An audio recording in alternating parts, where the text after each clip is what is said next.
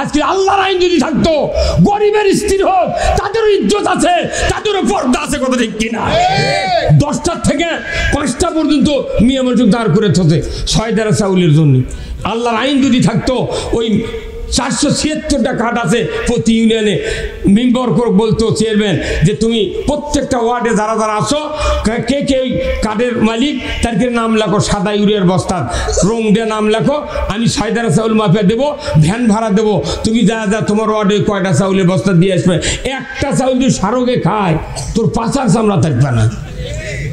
কালে ওই ভ্যান উল্টা কোনটা ভাঙলে হেনে, ওই মুসলমানের বউকে ওই মোট দেখলে হেনে। এখন আবার করছি কি, ওগুলো চাউলের কার্ড ওই দলীয় লোকেরা ওরকে বন্ধু বান্ধব দিচ্ছে, গরিব দিচ্ছে না, ওরকে পকেট খরচের জন্য। 20 বিঘা জমি রে ও কি দিচ্ছে বৃদ্ধ ভাতার কার্ড। তোর কি চোখ নেই কপালত?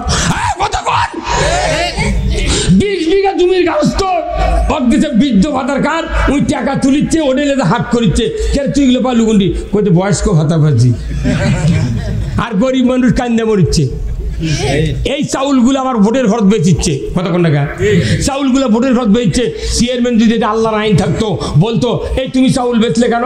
কয় আমি মোটা চাউলে ভাত খাবার পারি না। তাহলে তোমার ভাই ছেলে চাউল আছে? কইতে হয়। তো তুই কার্ড আর পাবো না, তুই আর তো কার্ড রিটার্ন দেওয়া হবে না, যে খাবে তাকে চাউলের কার্ড দেবো।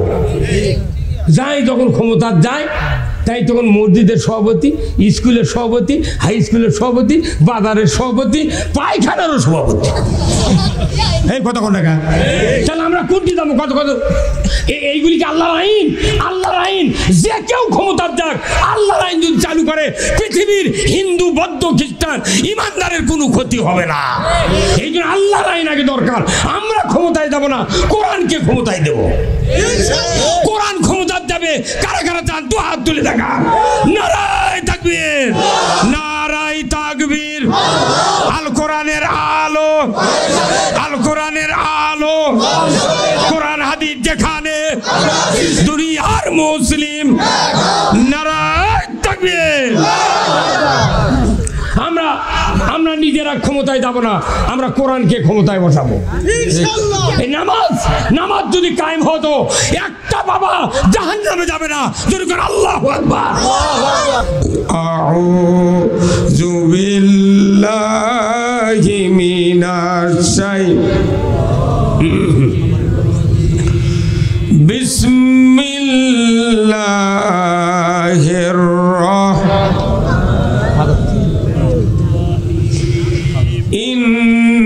ইন্নাল্লাহা ওয়া মালাইকাতাহু ইউসাল্লুনা আলান নবী ইয়া আইয়ুহাল্লাযীনা আমানু সাল্লু আলাইহি ওয়া সাল্লিমু তাসলিমা। আল্লাহুম্মা সাল্লি আলা মুহাম্মাদ ওয়া আলা আলি মুহাম্মাদ কামা সাল্লাইতা আলা ইব্রাহিম ওয়া আলা আলি ইব্রাহিম ইন্নাকা হামিদুম মাজিদ। আল্লাহুম্মা বারিক আলা মুহাম্মাদ ওয়া আলা আলি মুহাম্মাদ কামা বারাকতা আলা ইব্রাহিম ওয়া আলা আলি ইব্রাহিম ইন্নাকা হামিদুম মাজিদ। আল্লাহুম্মা আমিন। ربنا ظلمنا أنفسنا وإن لم تغفر لنا وترحمنا لنكونن من الخاسرين। আল্লাহ তাআলা নন্দীগ্রাম দক্ষিণ পাড়া কেন্দ্রীয় কবরস্থানের উদ্যোগে আজকের এই ৩য়তম ওয়াজ মাহফিলে বসে শত শত ইমানদার নরনারী কয়েকবার দরুদ ও সালাম পাঠ করে আপনার শাহী দরবারে হাত তুলেছি। মাবুদ, মেহেরবানি করে আমাদের সকলের জীবনের গুনাহগুলি আপনি মাফ করে দিন। আয় আল্লাহ তাআলা, এই কবরস্থান যারা কায়েম করেছেন, মাহফিলের যারা আয়োজন করেছেন, আমরা যারা কোরআন শোনার জন্য দূর দারাজ থেকে এসেছি, আমাদের ভেতরে যারা দরদের বাপ মাকে হারিয়েছি, কবরগুলিকে জান্নাতের বাগান বানায়া দিন রব্বুল আলামিন। আজকের কোরআনের মাহফিল যে নন্দীগ্রামের মাটিতে অনুষ্ঠিত হচ্ছে, এই নন্দীগ্রামের মাটির নিচে সহ চতুর্দিক থেকে যতগুলি মহল্লা গ্রামের মানুষ কোরআনের মহব্বতে মাহফিলে হাজির হয়েছেন, সেই গ্রামের মাটির নিচে যত মুমিন মুমিনাত চিরবিদায় নিয়ে শুয়ে আছেন, আল্লাহ সকলের কবরগুলিকে জান্নাতের বাগান বানায়া দিন রব্বুল আলামিন। 18 কোটি ইমানদারের দেশ বাংলাদেশ, এ দেশটাকে আপনি কোরআনের জন্য কবুল করে নিন। আয় আল্লাহ তাআলা, কি কথা বলবো জানি না, যে কথা বললে আপনার বান্দা বান্দীদের দুনিয়া এবং আখিরাতের কল্যাণ হবে, সেই কথাগুলি আমাকে বলার তৌফিক দিয়ে দেন। سبحان ربك رب العزة عما يصفون وسلام على المرسلين والحمد لله رب العالمين।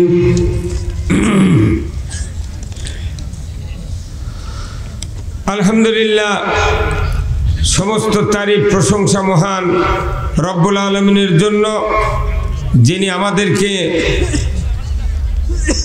নন্দীগ্রাম দক্ষিণপাড়া কেন্দ্রীয় কবরস্থানের উদ্যোগে ৩য়তম অধিবেশন ওয়াজ মাহফিলে হাজির হয়ে কোরআন, ইসলাম, রসুলের জীবন আদর্শ, হাদিস, দুনিয়ায় চলার পথ, আখিরাতে মুক্তির পথ, অর্থনীতি, সমাজনীতি, রাজনীতি,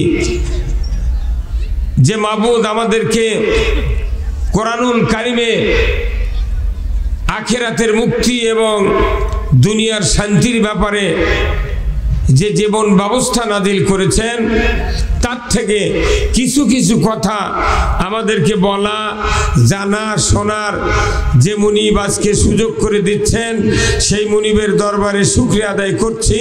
সবাই পড়ছে আলহামদুলিল্লাহ। লাখ কোটি দরুদ সালাম বিশ্ব মানবতার মুক্তির দিশারি জনাবে মুহাম্মদ রাসূলুল্লাহ সাল্লাল্লাহু আলাইহি সাল্লামের উপর নাজিল হোক, যিনি হলেন তামাম পৃথিবীর নবীদের ইমাম, ইমামুল মুরসালিন। তিনি পৃথিবীর শ্রেষ্ঠ রাখাল, শ্রেষ্ঠ স্বামী, শ্রেষ্ঠ বাবা, শ্রেষ্ঠ নানা। তিনি তামাম পৃথিবীর একজন সফল সেনাপতি, সফল যোদ্ধা। শুধু কি তাই, তিনি এমন একটা মসজিদের ইমাম, যে মসজিদে 1 রাকাত নামাজ পড়লে 50 রাকাতের সওয়াব। জোরে বলেন না সুবহানাল্লাহ। কত রাকাত? কয় রাকাত পড়লে? 1 রাকাত নামাজ পড়লে যে মসজিদে 50,000 রাকাতের সওয়াব, সেই মসজিদের ইমাম নবী। কথা কর, পানি পড়বি তো, কুয়াশার দিন প্যান্ডেল করার এই অভিজ্ঞতা লাগবে ডেকোরেটরের। এই প্যান্ডেল করা লাগতো, এখানে টুই বানানো লাগতো, আর ওই ধারে একবার মাটির ঠেকে দেওয়া লাগতো। তাহলে এখন কুয়াশা পরে সব গড়ে যেত। এখন তার আধা ঘন্টা পর মানুষ ডুব দিবি।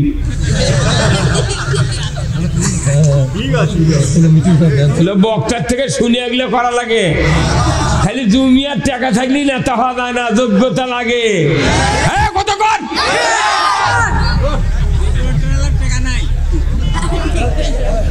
ডেকোরেটরের কোন স্কুলে লেখাপড়া করেনি, ওরা ইচ্ছা মতো এগুলো করে, কিন্তু ওর অভিজ্ঞতা নাই। তো আবহাওয়া অনুযায়ী প্যান্ডেল করতে হবে।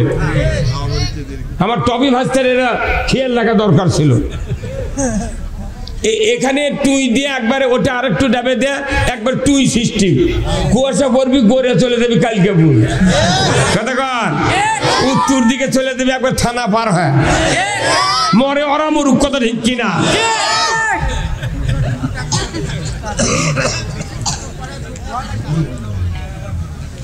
এই জন্য আমি বলছিলাম 1 রাকাত নামাজ পড়লে কয় রাকাতের সব? আচ্ছা কারণ কি কন্ত? কি কারণ আপনি জানেন না? আচ্ছা কন্ত রাজশাহীতে কৃষি উন্নয়ন ব্যাংক নাই, আছে না নাই? আবার এই নন্দীগ্রামে দেখুন বাস স্ট্যান্ডের ওটি কৃষি উন্নয়ন ব্যাংক আছে। রাজশাহী হেড অফিস, ওখান থেকে যদি কেউ লোন নেয় তাহলে শতকরা 7.5 থেকে শুরু করে 15 টাকা পর্যন্ত সুদ করছে। হুজুর কথা কোন আপনি? আবার এই ব্যাংকের থেকে তারা লোন নেয় ওই 1% সুদের টাকা কাটে। তাই ব্যাংক রাজশাহী কৃষি উন্নয়ন ব্যাংক হেড অফিসত যা, এটি ব্রাঞ্চ অফিসত তাই। তাহলে মসজিদ হলো মদিনায়, রসুল ওই মসজিদের প্রতিষ্ঠাতা, উনি ওই মসজিদে ইমামতি করেছেন বিদায় মসজিদের নাম হয়েছে মসজিদে নববী। তাহলে ওখানে নামাজ পড়লে 1 রাকাত 50,000 রাকাতের সওয়াব। আমাকে একটি পাগড়ি দিয়ে পড়লে 27 গুণ সওয়াব। কোনটি 50,000, কোনটি 27? কারণ কি? কারণ হলো যে ওই মসজিদে রসুল তো ইমামতি করতেন, উনি আবার নবী, আবার রসুল, আবার উনি একজন শাসক সরকার, কতক্ষণ টাকা উনি একজন প্রেসিডেন্ট। প্রেসিডেন্ট যে মসজিদে ইমামতি করতেছেন ওখান থেকে আবার উনি চোরের হাত কাটার আইন জারি করছেন। এই হুজুর জোরে কোন কথা আপনি? কি রাসূলুল্লাহ মসজিদে নববীর থেকে সুদ হারাম করেছেন? হ্যাঁ কতক্ষণ ঠিক কিনা? রসুল জেনা সঙ্গী ছাড়ার আইন ওখানে কায়েম করছেন, চুরি করলে হাত কাটার আইন কায়েম করেছেন। ঘুষ, দুর্নীতি, অন্যায়, অপকর্ম যত ছিল সব মসজিদে নববীর থেকে দূর করে দিয়েছেন, কথা ঠিক কিনা? তাহলে মসজিদে নববী কোনো আসলে একটা সংসদ। আবার কাল্লা ধরে জোরে কোন ঠিক? মসজিদে নববী একটা সংসদ, জাতীয় সংসদ। রসুল সেখানে আইন জারি করেছেন, ওখানে কোরআনের আইন জারি করেছেন বিধায় ওই মসজিদে 1 রাকাত নামাজ পড়লে 50,000 রাকাতের সওয়াব। আর আমাদের মসজিদে, বাংলাদেশের মসজিদের সামনের দেওয়ালত লেখা থাকে মসজিদের দুনিয়াবি কথা বলা নিষেধ। কি হুজুর কতক্ষণ বারে আপনি না কতক্ষণ লিখে রাখছে মসজিদে দুনিয়াবি কথা বলা নিষেধ। তাহলে রসুল ওটি দুনিয়া শাসন করলো মসজিদের থেকে, আর বাংলাদেশে লিখলো দুনিয়াবি কথা বলা নিষেধ। এটা কি ইমানের পক্ষে কথা? ওই জন্য তো আমাকে দেশের সওয়াব নেই। ইমাম নামাজ পড়িতে ওরও সওয়াব নেই, কারণ ওই মসজিদে মুতাল্লির ভয়ে রাজনীতির কথা মসজিদে বলতে পারে না, কোরআনের আইনের কথা বলা পারে না। যেখান থেকে মসজিদ থেকে আইন পাস করলো ওই মসজিদের ব্রাঞ্চ অফিস, এখানে দুনিয়ার কথাই বলা নিষেধ। কিসের কথা কবে না? আখেরাত আর আসমানের উপরের। তাহলে হ্যান্ডবেরত লেগেছেন কে? উক্ত মাহফিলে আপনারা দলে দলে যোগদান করিয়া দুজাহানের কামিয়াবি হাসিল করুন, এই কথা লিখেছেন কে? কতক্ষণ? দুজাহান মানে কি? 2 জাহান। 2 জাহান মানে কি? একটা দুনিয়া আর একটা আখেরাত। তাহলে আখেরাতের বক্তৃতা হবি একটা, আর দুনিয়ার কথা লেখার কারণ অতএব এটি লেখা লিখবি খালি আখেরাতের কামিয়াবি হাসিল করুন। কিয়ামত পর্যন্ত আখেরাতের বক্তৃতায় উপভাই শোনেন, কিয়ামত পর্যন্ত আখেরাতের বক্তৃতা শুনবেন, কিয়ামত পর্যন্ত প্রথম আসমান থেকে আরশে আজিমের বক্তৃতা শুনবেন। আখেরাতে মুক্তির কোনো পথ পাবেন না। পৃথিবীতে 3টা জগৎ, একটা হলো ঊর্ধ্ব জগৎ, মধ্য জগৎ, নিম্ন জগৎ। জগৎ 3 প্রকার। ঊর্ধ্ব জগৎ প্রথম আসমান থেকে আরশে আজিম, সিদরাতুল মুনতাহা পর্যন্ত, লৌহে মাহফুজ পর্যন্ত। আর মধ্য জগৎ হলো দুনিয়া, নিম্ন জগৎ হলো কবর থেকে আখেরা। 3 জগতের মধ্যে কোন জগৎ সবচেয়ে দামি? কন্ত? আখেরা। কি মরণ যেটি 1 শতক জায়গায় একটা দোকান করে তোতে আমার সাধারণ ভাই ওষুধের দোকান 25,000 টাকা মাস ভাড়া পায়। 1 শতক জায়গার 25,000 টাকা মাস ভাড়া পায়, আর 1 শতক জায়গার দাম 20 লাখ। আখেরাতে কবেন তো 4 আনা করে জায়গা তোমার শতক কেউ কিনবি? কথা কনে বাড়ি গেলাম বুঝতে পারি না, কতক্ষণ কেউ কি কিনবে? আখেরাতে যা আছে মোট থুইয়া যাচ্ছে বাড়ির, কোমরের ডোর থাকে না, কাপড় থাকে না, চুপুর কিচ্ছু থাকে না, খালি হাতে কবর দাও। সবচেয়ে দামি জগৎ হলো মধ্য জগৎ। আল্লাহু আকবার। আল্লাহ রাসূল বলছেন আর দুনিয়া মাজেরাতুল আখিরা, দুনিয়া হলো আখিরাতের কৃষিক্ষেত্র। দুনিয়া আপনি যেভাবে মানবেন, দুনিয়ায় যেভাবে চলবেন, তার প্রতিফল আখিরাতে পাবেন। দুনিয়ায় যদি কল্যাণ না হয়, আখিরাতে কোনো কল্যাণ পাওয়ার চান্স নাই। তাহলে আমাদের কাছে সবচেয়ে দামি জগৎ হলো দুনিয়া। এই দুনিয়াতে যা আমল করব, ভালো করলে জান্নাত, না করলে খারাপ করলে জাহান্নাম। কার কথা? কোরআন শরীফে আল্লাহ বলছেন যে কথা আমি এই কথাগুলি বলবো, আপনারা কি শুনতে রাজি আছেন? তাহলে ওই রাসূল সেই মসজিদের ইমাম, অথচ আমরা যে মসজিদ ইমামতি করি একটা কোরআনের আইনের কথা বলতে পারি না। চুরি করে মানুষ দেশ শেষ করে দিল, গাঁজা খায় শেষ করে দিল, জেনা করে প্রেম করে কত মেয়ে বার করলে যা ঢাকার থাকলো, কোনো কথা মসজিদ হয় না। কথা কোন এতক্ষণকে মাথা ধরলো না, এতক্ষণে মেয়ে বার করলে তার কথা কইতে এতক্ষণকে মাথা ধরিতে দেয়।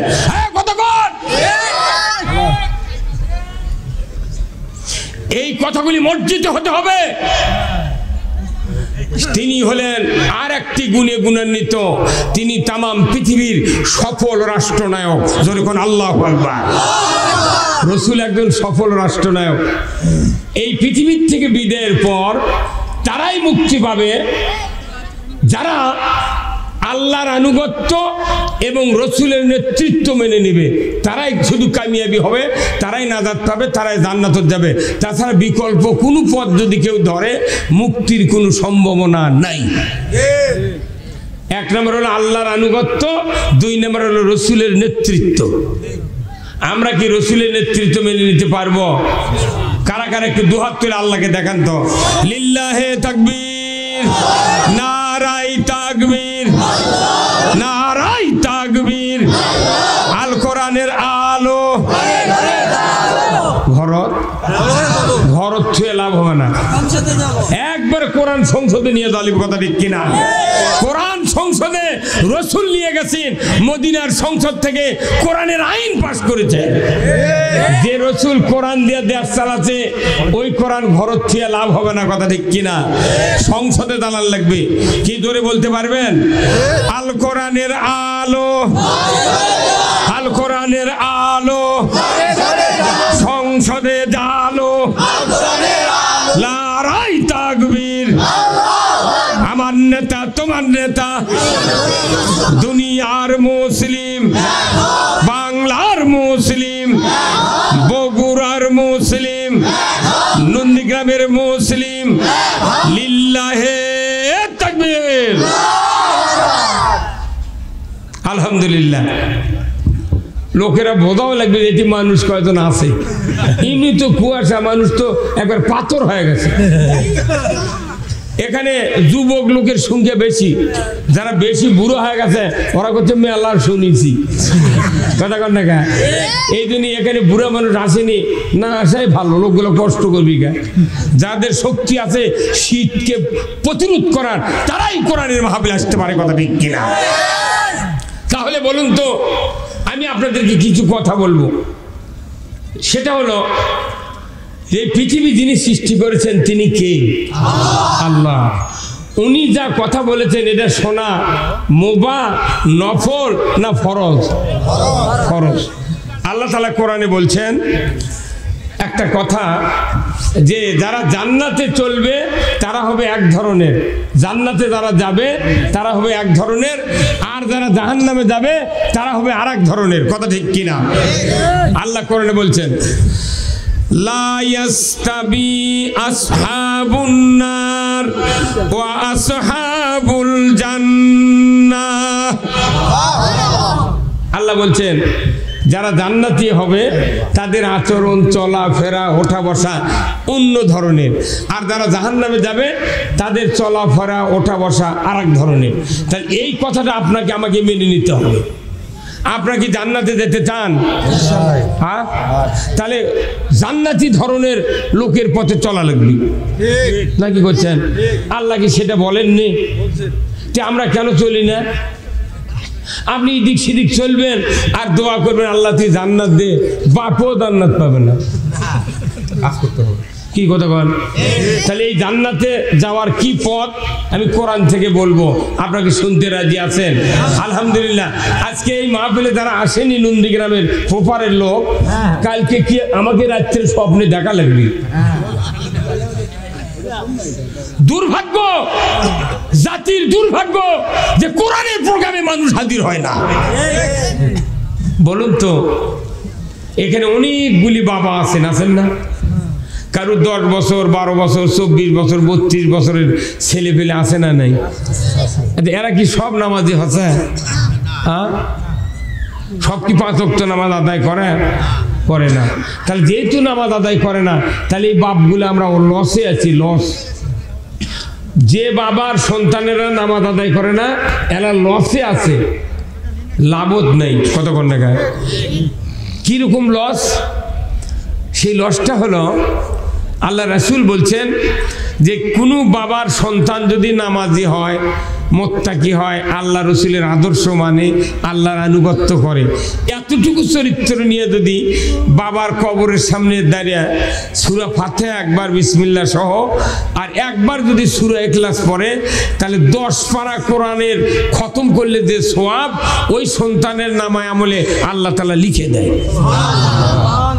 একবার পড়লে যদি 10 পারার সওয়াব হয়, তাহলে 2 বার পড়লে, 3 বার পড়লে 30 পারা। এই 30 পারা কোরআনের সওয়াব নিয়ে একটা নামাজি সন্তান যদি বাপ মায়ের কবরের পাশে হাত তুলে বলে রব্বির হামহুমা কামা রব্বায়ানি সগীরা, আমার রাসূল বলছেন ওই পিতা মাতার কবরের আযাব 40 দিনের জন্য আল্লাহ মাফ করে দেন। কয়দিন মাফ হয়? 39 দিন পর আবার দোয়া করলে হ্যাঁ, তাহলে আপনার লাভ হলো না লস হলো? তাহলে এই কামটা না করে আপনি বেটাক ভালো না বেনে আপনারা তো দুনিয়া করছেন কে? আপনি বেটাক নামাজি বানালেন না, মরার পর করছে শোক সংবাদ, শোক সংবাদ। কত করে উপজেলার বরবাদ থেকে মানে ঘুম পাওয়া যাচ্ছে না।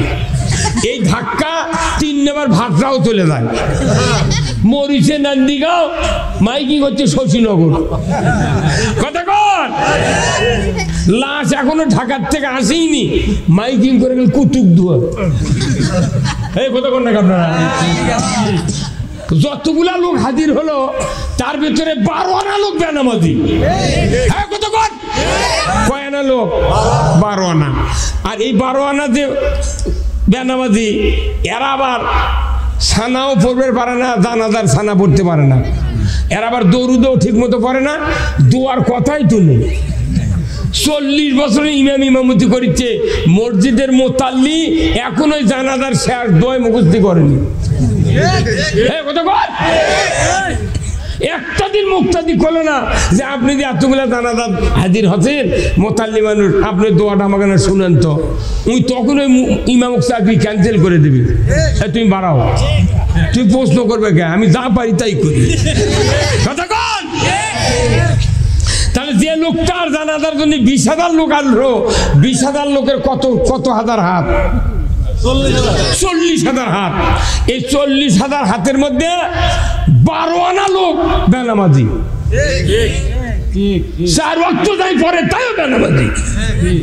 তাহলে এই লোকগুলা দোয়াও জানলো না।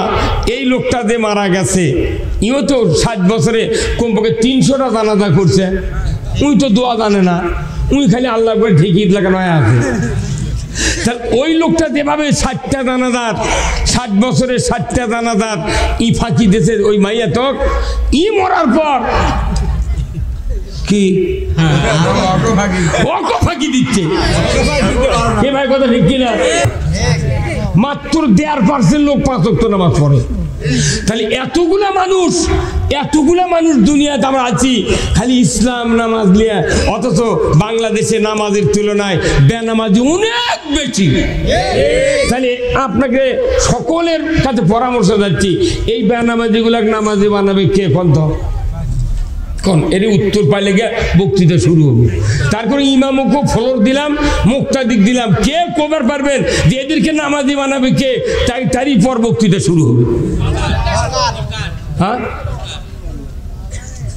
আপনার সাধারণ মানুষ কবের গা ইমাম করে কোয়া লাগবি সাদাকার ময়না তবলিগের বাপও পারবে না নামাজি বানাবে আর দামাত পারবে না বিএনপি নয় আওয়ামী লীগ নয় কেউ নামাজি বানাতে পারবে না মসজিদের ইমাম নয় বক্তা নয় মুফাসসির নয় কেউ নামাজি বানাতে পারবে না নামাজের দাওয়াত দিতে পারবে নামাজ কায়েম করতে গেলে রাষ্ট্র শক্তি দরকার এখন ইমামগুলি আমরা বক্তাগুলি যদি রাষ্ট্রশক্তির বিরুদ্ধে বক্তৃতা দিই তাহলে বক্তার বেটা গাঁজা খাবি বক্তার বেটা গাঁজা খাবি বাপ মসজিদ তাহাজ্জুদ পড়ে কিন্তু ওর বেটা বেনামাজির ড্রাইভার তার লাভটা কি আমি অনুরোধ করছি এই পিঠার জন্য লাভজনক ইবাদত আছে যদি সন্তানও তৈরি করতে পারেন আপনি মৃত্যুবরণ করার পরেও আপনার জীবনের লাভ আছে ভাইরা আমার দিলের কান দিয়ে শুনবেন আমার আল্লাহ কোরআনুল কারিমে বলেছেন আকিমুস সালাত ওয়া আতুজ যাকাত ওয়ারকাউ মার রাকিঈন আমার আল্লাহর নবী যখন মেরাজ থেকে নামাজ আনলেন 40 বছর বয়সে নবুয়ত পেলেন 52 বছর বয়সে উনি মেরাজে গেলেন 14টা দফা নিয়ে উনি মেরাজ থেকে ফিরে আসলেন তারই একটা দফা হলো আকিমুস সালাত নামাজ কায়েম করো যাকাত আদায় করো আর রুকুকারীদের সাথে রুকু করো জোরে বলুন ঠিক কি না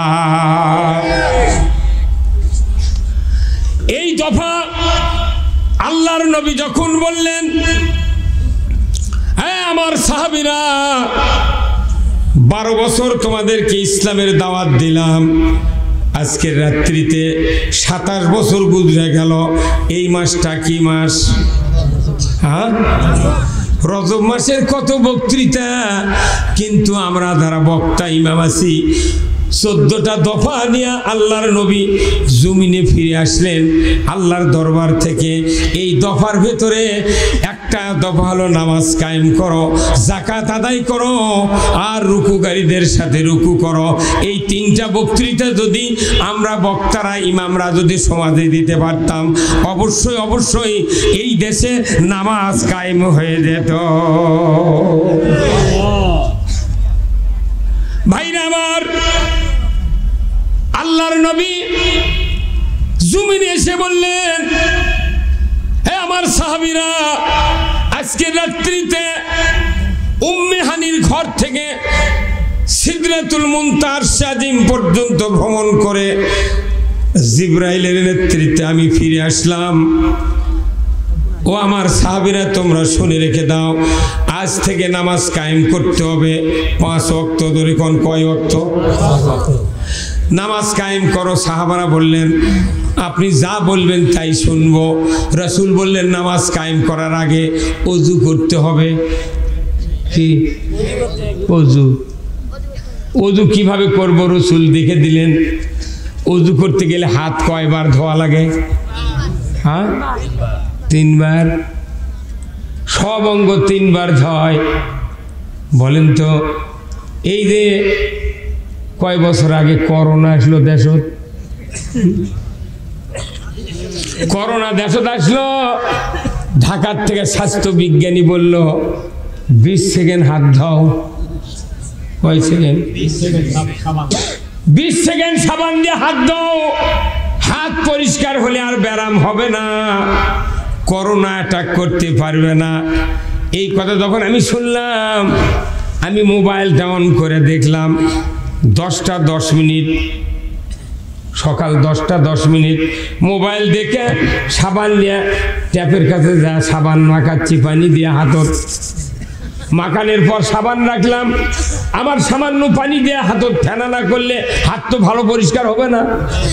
আবার ফেনা মাখালাম, এরপরে আবার হাত পরিষ্কার করে ধুয়ে দেখি 10টা 10-এর জায়গায় 10টা 12 বাজে, 10টা 17 বাজে গেছে। কত গেছে? তাহলে কয় মিনিট লাগলো? না 7 মিনিট, 7 মিনিট লাগিয়েছে। হাত ভালো, তাও হাতের লেলপা যায়নি। আর ঢাকার থেকে ওই হলো 20 সেকেন্ড ধো। এই কথার প্রমাণ ওই হাতই ধয়নি। হ্যাঁ কতক্ষণ? ও যদি হাত ধুতো ও বুঝতো একটা সাবান দিয়ে হাত ধুতে কত টাইম লাগে। ওই ঢাকার থেকে সার্কুলার দিয়ে দিল 20 সেকেন্ড হাত ধোও, তাহলে কি হবে? হাত পরিষ্কার হবে। এই হাত দেওয়ার বৃদ্ধি হবে না। না, এই হাত যে পরিষ্কার করতে হবে, এই জন্যই তো আল্লাহ নামাজ দিলেন। আল্লাহ রসুল বললেন তোমরা হাত 3 বার করে ধোও। তাহলে একটা মানুষ ডেলি 5 বার ওযু করলো, 3 বার করে হাত ধুলো, তাহলে কয়বার হলো? 15 বার হাত ধুয়ে যে হাত দিয়ে টেবিলের তল দিয়ে ঘুষ খালো, কত করে যে হাত 15 বার ধুয়ে ওজনে কম দিল, তেল মাপে দিচ্ছে, লিটার থেকে পাথর দিয়ে সেকাতে লিটার বেকা হয়ে গেছে। তারপর আবার ওটি স্যাত করেছে লোহা দিয়ে, ডিজেল দিচ্ছে। খরিদ্দার মনে করছে মুখে ভরা বোঝাই ঢালবি, কে ভাই ঢালো হচ্ছে না, স্যাত দিয়ে পড়লে গে মাপটি কবি। তুই যে চাকাতে সেগুলো গুন্ডি গেল। হ্যাঁ কতক্ষণ? 15 বার হাত ধোয়ার পর পুকুরে মাছ চুরি করে, হুন্ডা চুরি করে, এরপরে মসজিদে জুতা চুরি করে, যত অন্যায় অপকর্ম আছে বলুন তো, এই হাত দিয়ে চুরি করে কি করে না? তাহলে যে হাত দিনে 15 বার ধুয়া ভালো হলো না, 20 সেকেন্ড ধুয়ে বলে এটা ভালো হবে। কতক্ষণ? এটা পাগলের বুদ্ধি। যখন 15 বার হাত ধুয়ে হাত ভালো হলো না, এই খারাপ হাত আর দেহে রাখার সুযোগ নাই। আমার আল্লাহ বলেছেন ওয়াসারিকু ওয়াসারিকাতু ফাক্তাউ আইদিয়াহুমা, চোর আর চুন্নি যদি ধরা পড়ে হাতের দুর্নীতি করে হাতটা কেটে দাও। হ্যাঁ দুর্বল ঠিক কিনা? হাত কেটে দেওয়ার কথা কে বলেছেন? যে হাত দিয়ে 15 বার ধুয়ে হাত ভালো হলো না, আর হাত কাটা লাগবে তো। বাপরে জুম্মা যাচ্ছে নামাজ পড়বে, জোহরে আজান দিচ্ছে, অফিসার যাচ্ছে নামাজ পড়বে, যায় সাহেবের প্যান্ট পল্টাচ্ছে, তিন প্যাঁচ দিচ্ছে, দিয়ে টাকনু বার করে গে উই ওযু করে যাচ্ছে। একটা দিন ইমাম আমরা বললাম না, স্যার আপনি অফিসার ভালো, তে আপনি বড় নেতা, বড় দোকানদার, তে প্যান্ট নামাজও যাচ্ছে টাকনু বার করা লাগবি, আর সব সময় টাকনু ঢাকে থাকা লাগবি, কোনটি পাতেন কোন তো? হ্যাঁ কতক্ষণ? কিন্তু ইমামরা ভয় করছে না, বলছে ওটা খুলে যদি বেয়াদবি হয়। অল টাইম কবিরা গুনাহ কেউ যদি টাকলু ঢেকে কাপড় পরিধান করে, কিয়ামতের দিন আল্লাহ তাআলা ওই বান্দাদের দিকে নাও নেক নজরে তাকাবে না, তার উপর লানত বর্ষিত হবে, লানত বর্ষিত হবে। তাহলে আপনি এই ছোটখাটো অপরাধ দিয়া পুরো জাতি একবারে ব্যতিগ্রস্ত হয়ে গেছে। এখন এই কথাগুলো যদি আমি বলি, তাহলে কিছু কিছু লোক মনে করে যুক্তিবাদী বক্তৃতা করবি, তাহলে দুনিয়ার বক্তৃতা আগে, তারপরে আখেরাতের বক্তৃতা। হ্যাঁ কতক্ষণ? আজকে কি দুঃখ, বাংলাদেশে এত ইমানদার, এই দেশে মসজিদে জুতো লিয়ে ঢোকা লাগে, জুতোর এই তলা ভিড়ে নিয়ে। এই বাংলাদেশের জুতোগুলো এত ভাগ্যবান যে মুসল্লি ঢোকার আগে জুতো চৌকাট পার করে। কি ভাই? চৌকাট পার করে জুতো। আবার এই জুতোর সামনে থেকে বক্সের মধ্যে কোনো মুসল্লি চোখ মুজে নামাজ পড়ে, আবার ওঠার সময় সেজদার থেকে চোখ মেলে দেখে জুতো আছে নাকি। কতক্ষণ? হাসিন কে? আমাকে লজ্জা থাকার বিষয় যে দেশের 99% ইমানদার সেইটা যে মসজিদে জুতা চুরি হয় কি, অথচ চুরির বিরুদ্ধে কোনোদিন আমরা কথা বলতেছি না। মনে করছি চুরি বোধহয় সমাজের সবচেয়ে সবচেয়ে একটা খারাপ আইন হলো চুরি হয়। কেন চুরি হবে? চুরি বন্ধ করার জন্য 5 মিনিট আল্লাহ আইন দিয়েছেন, 5 মিনিটের মধ্যে বাংলাদেশ থেকে চুরি বন্ধ হতে বাধ্য। আল্লাহ কোরআনে বলছেন ওয়াসারিকু ওয়াসারিকাতু ফাকতাউ আইদিয়াহুমা, চোর আর চুন্নি যদি ধরা পড়ে 5টা গ্যারান্টির পর, খাদ্য, বস্ত্র, চিকিৎসা, শিক্ষা, বাসস্থান, এই 5টা গ্যারান্টির পর যদি কোনো মানুষ নৈতিক চরিত্রের কারণে চুরি করে, আমার আল্লাহ বলেছেন হাতটা তার কেটে দাও। ওই বাইতুল মুকাররমের উত্তর গেটে একটা মহিলা কিংবা একটা পুরুষের চুরির দায়ে যদি হাত কেটে দেওয়ার দৃশ্য ডিশের লাইনে দেখানো হতো, বিটিভি, এনটিভি, এসিটিভি, 21, 24, 71, 75, যুগান্তর, দিগন্ত টেলিভিশনে যদি দেখানো হতো, আল্লাহর ইজ্জতের কসম, গরু চুরি, হুন্ডা চুরি তো দূরের কথা, মসজিদে একজোড়া স্যান্ডেল চুরি হতো না। অথচ যখন দেশে চুরি হয়, এলাকার চুরি হয়, থানার থেকে অতি সাহেব চৌকিদার পেটে দেয়, যা গায়ে গায়ে কয়ে আসো, এখন বিট পাহারা দেওয়া লাগবে, কথা ঠিক কিনা? 15 জন করে দল করে প্রতিদিন রাত 10টার থেকে 3:30 পর্যন্ত একদল ইমানদার করছে, জাগো হে জাগো। তবে হচ্ছে কথা কোনো কার বুকের সাহস আছে? ইমানদার কেন পাহারা দেবে? আইন আছে, আইন দিলে বাংলাদেশ ঠান্ডা হয়ে যাবে, কথা ঠিক কিনা? জাগো হে জাগো। এই বুদ্ধি কে দিয়েছে?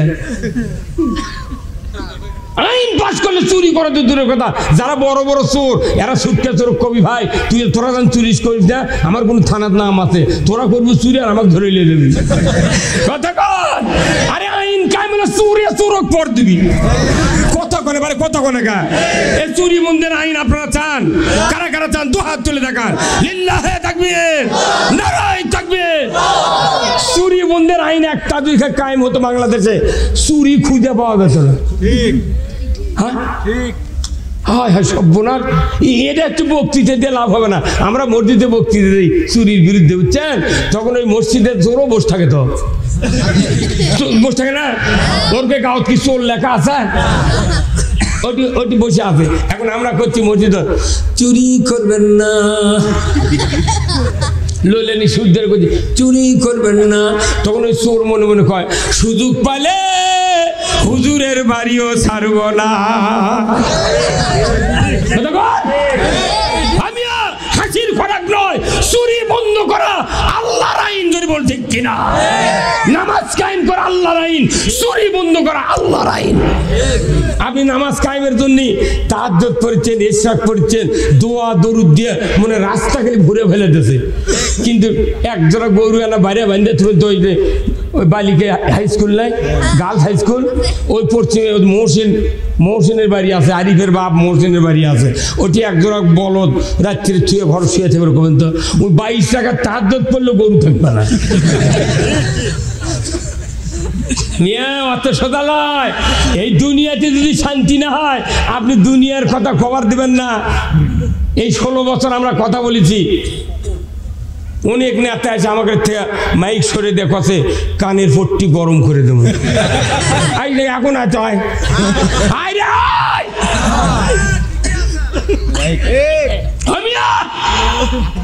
জনগণ দেখতে হবে, জনগণ।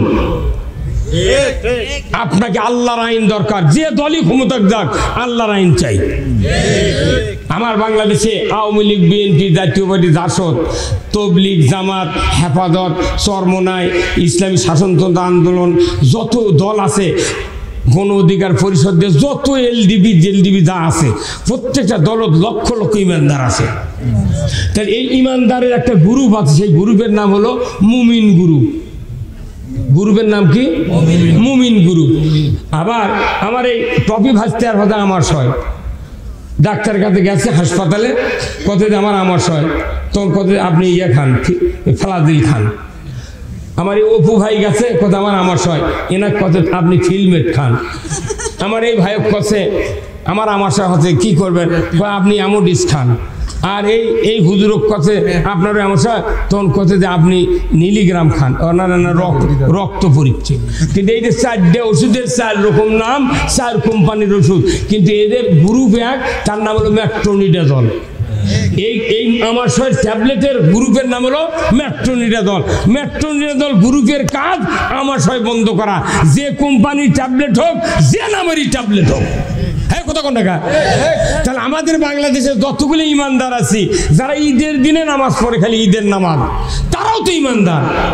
এই ইমানদার সকলে মিলে আমরা মুমিন গ্রুপ। কি গ্রুপ? তাহলে ম্যাট্রোনিডাজল গ্রুপের কাজ হলো আমাশয় ভালো করা, আর মুমিন গ্রুপের কাজ হলো আল্লাহর আইন চালু করা। আপনি হাজার হাজার দিন নামাজ পড়ছেন, ইমানদারের তুফান তুলে দিচ্ছেন, কিন্তু আল্লাহর আইনের কথা বলে চোখ বড় বড় করে তাকায়, তুমি পাইলে কোনটি? এই কথাটাই খুব বড় বাটাম ফাটাবি। কে ফাটাবে? খালি মোরে দেখেন, আল্লাহ ডাইরেক্ট জিজ্ঞাসা করবে ফেরেশতা দিয়া, হে বান্দা তুমি বলো, ওমা দিনুকা, তোমার জীবন ব্যবস্থা কি ছিল, তোমার জীবনটা কোন আইনে চালাচ্ছ? চুরি বন্ধ করেছিলে, ঝানা বন্ধ করেছিলে, ঘুষ বন্ধ করেছিলে, দুর্নীতি বন্ধ করেছিলে, তুমি ইয়াবা বন্ধ করেছো। এই দেশত কত ইয়াবা গাঁজা চলিচ্ছে, অথচ সবাক বক্তৃতা দিচ্ছে একটা ওয়ার্ডের মেম্বার।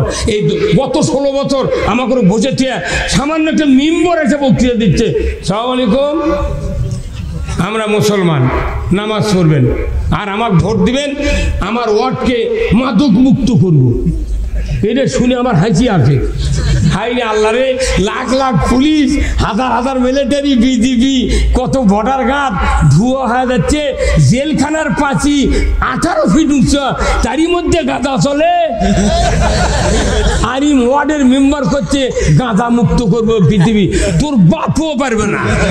ওই কথা কয়, ভোট নেওয়ার জন্য ওই কথা কয়, কথা কয় ঠিক কিনা? গাঁজা বন্ধ করবে, ইয়াবা বন্ধ করবে, সরকারের আইন জোর ঠিক কিনা? উমর ফারুক রাদিয়াল্লাহু তাআলা আনহুর ছেলে যুদ্ধে গিয়েছিলেন, সেই তবুক পার হয়ে অনেক দূর যুদ্ধে গিয়েছিলেন।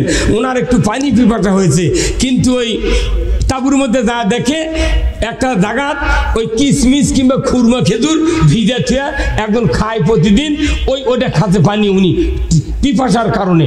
খাওয়ার পরে দীর্ঘদিন হলে ভিজে দিয়েছে, 2-3 দিন হলে হয়তো খাওয়ার পর মাতলামি দেখাতেছে। তখন একজন কথা, এই ভাই তুমি মাতলামি করো মানে, তুমি তো সুস্থ নাই। কয় আমার কি হয়েছে? উল্টাপাল্টা কথা কয়। তখন ওক ধরে কথায়, তুমি তাহলে মদ পান করছো? বলছে না, আমি তো ওই খুরমা খেজুর কিংবা কিশমিশ ভিজেন পানি খাচ্ছি, আমি তো মদ খাইনি। কয় না, তোমাকে এর বিচার না করলে তোমাকে আর মদিনায় ফিরে দেওয়া যাবে না, তো তোমাকে বিচার করতে হবে। কি? কয় তোমাকে দৌড়া মারতে হবে। তখন উমর ফারুকের ছেলে নিয়ে দা ওই একটা হুজুরের কাছে খাড়া করতে, এই তুমি কত কি হয়েছে? এই ঘটনা। তাহলে তো মাতলামি, তাহলে তোমার এক কাজ করে বিচার করা লাগবে। তখন ওই উমর ফারুকের ছেলে নিয়ে দা ওই হুজুর একটা ঘরের মধ্যে কাপড় টাপড় খুলে ওই আস্তে আস্তে করে 100টা বাড়ি মারছে। কোন সাক্ষী নেই, কিছু নেই।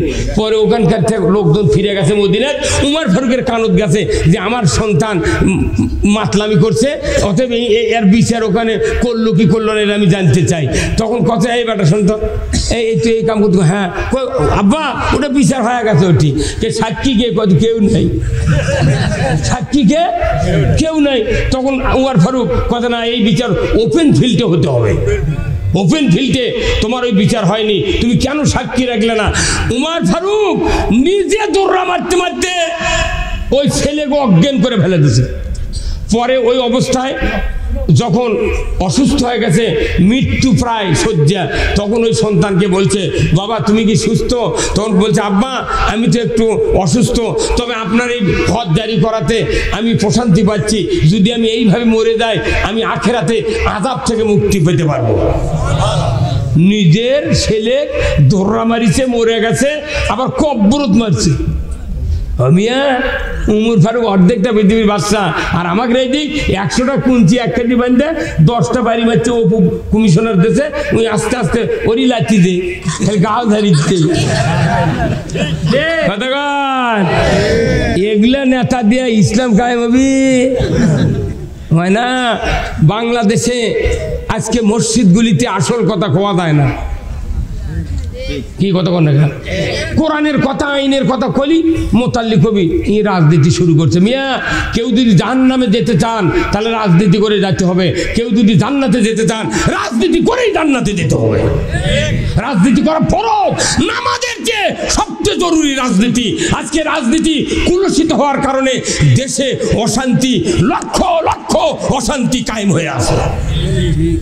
এত বক্তৃতা, এত ইসলাম প্রিয় লোক, কিন্তু সমাজে নামাজি নাই। তাহলে এই নামাজে কায়েম করবে কে? কোন সরকার? কে? সরকার। আল্লাহ কোরআন বলছেন আল্লাযীনা ইম্মাক্কান্নাহুম ফিল আরদ আকামুস সালাতা ওয়া আতাউয যাকাতা ওয়া আমারু বিল মারুফ ওয়া নাহু আনিল মুনকার ওয়া লিল্লাহি আকিবাতুল উমুর। জোরে কন্না মারহাবা। আমার আল্লাহ বলেছেন, ও পৃথিবীর মুসলমান, যদি তুমি কোনো ভূখণ্ডের যদি মুসলমান তুমি যদি রাষ্ট্র ক্ষমতা হাতে পাও, প্রধানমন্ত্রী হও, সরকার হও, প্রেসিডেন্ট হও, ক্ষমতায় দাও, 4টা আইন চালু করবা। 1 নম্বর নামাজ কায়েম করবে, যাকাত আদায় করবে, রুকু আর অন্যায়ের বারণ করবে, ন্যায়ের আদেশ করবে। এই 4টা কাজ জমিনে করবে। আমি আল্লাহ আমার পক্ষ থেকে ওয়ালিল্লাহি আকিবাতুল উমুর, আমার পক্ষ থেকে সবচেয়ে বড় ধরনের একটা আদেশ দিয়ে দিলাম। সরকারকে যাকাত আদায় করা লাগবে। কার হুকুম? যাকাত এখন আদায় হয়? সুদ আদায় করতে করতে বেহুশ হয়ে যাচ্ছে। এমন কোনো গ্রাম নাই 15.5 লোক কিস্তির সাথে জড়িত নেই। এই কথা কোন না? হুজুরা নামাজ পড়ে আমরা দোয়া করি, আল্লাহ তুই মাফ কর। তাম মুসল্লির মধ্যে 12 আনা মুসল্লি কিস্তি আর সিসি লোনের পার্টি, ওরা ফাঁসে থেকে করছে আমিন। রেজিস্ট্রি অফিসে দলিল লেখে না, ওই স্ট্যাম্প আছে না, স্ট্যাম্প 100 টাকা 50 টাকার স্ট্যাম্প নেওয়ার পরেও ওটি কোনো টিকিট লাগান লাগে, কোর্ট ফি লাগান লাগে না, তাছাড়া ওই স্ট্যাম্পের দাম নেই। তো এই কোর্ট ফি হলো আমাদের মুখের আমিন। একটা হুজুর দোয়া করলো, আমিন বললে ওটা আল্লাহর কাছে চলে গেল, কোর্ট ফি হয়। কথা ঠিক কিনা? কিন্তু কোর্ট ফি দেয়, আমিন বলেছি, ই যদি ভেজাল হয়, জাল কোর্ট ফি দিলে ওই স্ট্যাম্পের দাম আছে, তা আমরা তো জাল হয়ে গেছি সব। কতক্ষণ না দেশে সুদ চলছে, এই সুদের বিরুদ্ধে যদি কোনো কথা আমি না বলি, কিয়ামতের দিন আমাকে ধরা হবে। বলুন তো, এখানে যতগুলো মানুষ আছে, একটা মূর্খ মানুষ যদি অজু করে মসজিদে ঢোকার সময় যদি অজু করে মসজিদে ঢুকিচ্ছে, সাইফ্রে জুতালিতি পেছনের রাস্তাতে বাতাস বাড়াছে, শব্দ হয়নি, গন্ধও বাড়ায়নি, এই লোকটাকে আর মসজিদে ঢোকে? ই আবার চলে গেছে অজুর জায়গা, যা করছে কে ভাই তুমি এক্ষুনি গেলে আবার এলে কে করছে, সমস্যা কি? আল্লাহর ভয়। আল্লাহু আকবার। একজন অশিক্ষিত লোক অজু চলে গেছে, কেউ জানে না, কেউ শুনতে পায়নি, তারপরে তার কি ভয়? না, অজু চলে গেছে, আমি মসজিদে গেলে নামাজ হবে না। একটা মানুষ রোজা রাখছে, দুপুরবেলা যদি 1 প্লেট ভাত খায়, ও রোজা থাকবে? থাকবে না। আচ্ছা, কেউ নামাজ শুরু করছে, আমি নামাজ শুরু করছি, আমি যদি সূরা ফাতিহা পড়ার পর আউযুবিল্লাহ বিসমিল্লাহ বলছি, এর মধ্যে আমার ছেলে বলছে, আব্বা উত্তর পাড়ার মনসুর আমাকে গরু খরচ নিয়ে যাচ্ছে, তখন না আমাদের মধ্যে থেকে বললাম, বাবা মনসুরকে একটু দেরি করবার পর আমি নামাজ পড়ে বাড়াই, আমার নামাজ থাকবে, হুজুর নামাজ থাকবে। তাহলে নামাজ ভঙ্গের কারণ জানলেন, অজু ভঙ্গের কারণ জানলেন, রোজা ভঙ্গের কারণ জানলেন। ইমান কবে ভাঙ্গিয়া গেছে? উনি এখন একটু ইমানে ঘুরতেইছে। কথা কর। আল্লাহ কোরআনে বলছেন, ইয়া আইয়ুহাল্লাযীনা আমানু লা তাকুলুর রিবা। ও দুনিয়ার ইমানদারেরা, তোমরা সুদ খাও না। কেন সুদ খাবে না? কারণ যদি ইমান আনার পর সুদ খাও, ইমান থাকবে না। এমন কোন গ্রাম নাই 12.5 আনা 15.5 আনা লোক কিস্তির সাথে জড়িত নাই। কয় শাক ভাত খাবো না, গোস্ত খা, স্বামীর কথা শুনবো না, ভাঙ্গা করে থাকবো না, ঝড় বাদল মানবো না, কিস্তি দেওয়া বন্ধ করবো না, যায়ান থাকিতে সাহেবের ডিউটি কোনোদিন অমান্য করবো না। মানে কিস্তি লিয়ে দেয়া সাঙ্গ হয়ে যাচ্ছে, আর আমি মসজিদের যাই ইমামতি করছি, আল্লাহু আকবার। মানে জিবরাইল নিমন্ত্রণ দিচ্ছে। আমরা আরবি বাংলাতে বলি সঠিক কথা, বক্তারা যখন বলে তখন কিছু কিছু লোক কয় এই বক্তা ভালো নয়, এই রাজনীতি করে। আর মসজিদের ইমামরা আরবি দিয়ে বক্তৃতা দেয়, বাংলা ঠিক মতো বুঝে দেয় না দেখে ওরা আল্লাহর ওলি। আর কি মোত্তাকি রে, দোয়া করলি বোধ আমি জান্নাত যাবো। আরে নবীর দোয়া ফেল হয়ে গেছে। নবী বলা হয়েছে ৭০ মাররাতান, ৭০ বার যদি তুমি দোয়া করো রাসূল, তোমার দোয়া কবুল হবে না। আব্দুল্লাহ বিন উবাই রাসূলের পেছনের মুক্তাদি, 10 বছর নামাজ পড়েছেন রসুলের জীবদ্দশায়, উনি মারা গেলেন। ওনার গায়ের জুব্বা, উনি নিজে জানাজার ইমাম, উনি কবরে নামানোর পর দোয়া করতেছেন, আল্লাহ ওনাকে মাফ করে দেন। ইমান আনিছিল ঠিক, কিন্তু আমার সাথে তেমন সম্পর্ক নাই, আবু জেলের সাথে তলে তলে যুক্তি বুদ্ধি দিচ্ছে, আপনি মাফ করে দেন। 3 বার বলতি আল্লাহ ডাইরেক্ট রাগ করে কথা ৭০ মাররাতান, হুজুর হে আমার হাবিব, দোয়া কবুল হবে না, কারণ আর সব ভালো হয়েছিল, এই কোরআন বিজয় চায়নি। কি হুজুর কথা বল না, কোরআন বিজয় চায়নি। এই সাইডের অনেক ইমানদার পৃথিবীতে আছে, আছে না নাই? তাহলে আপনি মনে করছেন যে আল্লাহকেও লাগবে না, নবীকেও লাগবে না, কোরআনও মানবো না, আর জান্নাত কি ওই বদন খেলার সত্যি? যে যদি আমার গাও টাচ করবেন না পারে, দৌড়ে গেলি জান্নাত। ওই কিয়ামতের দিন মনে করবেন যে আল্লাহ ফেরেশতা কোন দিকে থাক, আমি এমন চিপাইতে জান্নাত যাবো, ফুলছেরা পার হয় কানি গছে লাভ দিয়ে। এই কথা কন অত সদা নয়। আল্লাহ কোরআনে বলছেন, কুল ইন কুনতুম তুহিব্বুনাল্লাহ ফাত্তাবিউনি ইউহিব্বুকুমুল্লাহ ওয়া ইয়াগফিরু লাকুম যুনুবাকুম আল্লাহু গফুরুর রহিম। আমার আল্লাহ বলেছেন, নবী আপনি বলে দিন আপনার উম্মতেরা যদি আমি আল্লাহ আমাকে ভালোবাসতে চাই, তাহলে ফাত্তাবিউনি, আপনার যেন ইত্তেবা করে, আপনার যেন অনুসরণ করে। আপনার অনুসরণের মাধ্যমে আমি আল্লাহ আমাকে যদি ভালোবাসে, আমি আল্লাহ বলে দিচ্ছি ইউহিব্বুকুমুল্লাহ, আমিও তোমাদেরকে ভালোবাসবো। শুধু ভালোবেসেই ক্ষান্ত হব না, ইয়াগফিরু লাকুম যুনুবাকুম, আমি আল্লাহ তোমাদের তামাম জীবনের গুনাহ খাতা মাফ করে দেব।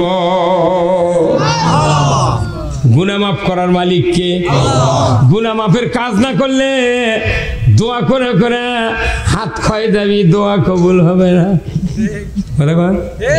1 বিঘা জমি লাগাচ্ছেন, 20 কেজি সার যদি জমি না দেয়া, আপনি যদি আল দিয়া খালি তসবিহ বলেন, হে ধান সুবহানাল্লাহ কালো হ, হে ধান সুবহানাল্লাহ কালো হ, আলের ধার দিয়ে খুঁজতে খুঁজতে আল যাবে যাবে, কালো হবে না, বরং লাল হয়, আরো ধান ডাবে যাবি।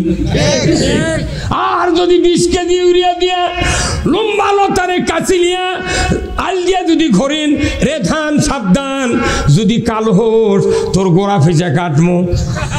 ওই ধান কবি ভাই, তুই বাড়ির যা 7 দিন না শুয়ে থাক, তোর কাচির ভয় আমি করি না, তুই যে জিনিস দিছু কালো না হয় আমি থাকতে পারবো না। মিয়া, আপনি আল্লাহর জান্নাতে যাওয়ার জন্য প্রথম শর্ত হলো আল্লাহর দল করতে হবে। আপনি যদি মনে করেন দলের কথা, মসজিদে যদি ইমামরা বলে মোতাল্লি গলা খাকার দেয়, বাপরে লেখা নেই, পড়া নেই, আরবি জানে না, কোরআন জানে না, ওর অবস্থা ভালো, ব্যবসায়ী দেখে ওই বড় চৌধুরী ফ্যামিলি, তালুকদার ফ্যামিলি, ওক মোতাল্লি বানে ছেড়ে দিয়েছে, কিচ্ছু জানে না, ওই ঢিলে নেওয়া জানে না, তাকে মানে মসজিদের মোতাল্লি। হ্যাঁ কত কন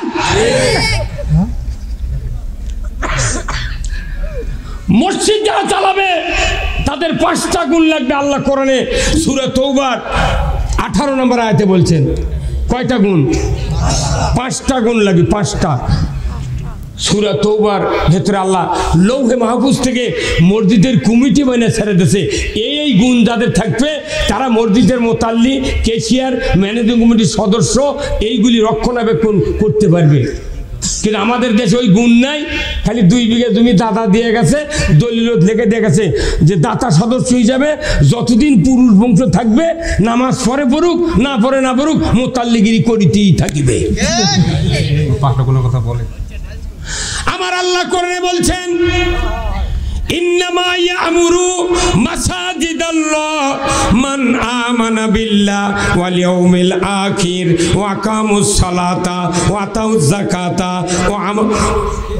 ওয়া লাম ইয়াখশা ইল্লাল্লাহ। আমার আল্লাহ বলেছেন 5টা গুণের ভিতরে 1 নম্বর গুণ হলো আল্লাহর উপর ঈমান, আখিরাতের প্রতি ঈমান, আর নামাজ কায়েম করবে তারা, যাকাত আদায় করবে, আর আল্লাহ ছাড়া কাউকে ভয় করে না।